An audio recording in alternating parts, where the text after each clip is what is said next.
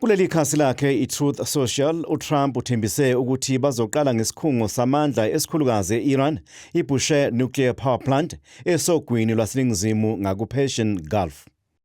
Emva kwalezi nsongo, i-Iran iphendule ngokuxwayisa ngokuthi izohlasela yonke ingqalasizinda eyamene neMelika esifundeni uma nje iMelika ihlasela isikhungo sayo samandla. Izibulo leStrait of Hormuz liphakathi kwe-Oman ne-Iran kanti lihlanganisa inyakatho nesiqhingi se-Oman ukuya eningizimu nolwandle i-Arabia Sea. Kusenjalo kube nemibhikisho yokuphikisana nokuhlasela kweMelika ne-Israel e-Iran eLondon e-United Kingdom. Le mpi iqinise ukubukana ngeziqu zamehlo eMiddle East yenyusa nentengo yowoyela emhlabeni. Ababhikishi banxusa umphakathi womhlaba ukuba ugqugquzele ukubekwa phansi kweyikhali kubanjwe izingxoxo zokuthula.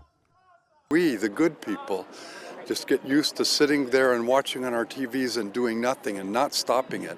And then Iran and watching those people being slaughtered. Where are we going to end up? We've got to act. The time is urgent. Osukwini ngaphambi kombhikisho, uhulumeni waseBritain uvumele iMelika ukuba isebenzise izinda zayo zempi emkhankasweni wayo wokuvula izibulo leStrait of Hormuz. Lesi sinyathelo sigxeke kakhulu ke e-UK, izakhamuzi zithi sidonsela izwe amanzi ngomsele.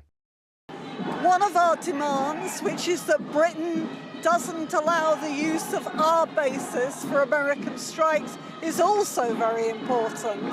Our membership of NATO drags us into the war, which the majority of British people oppose. Every poll shows that. NaseGermany kube nombhikisho wokuphikisana nalempi eBerlin.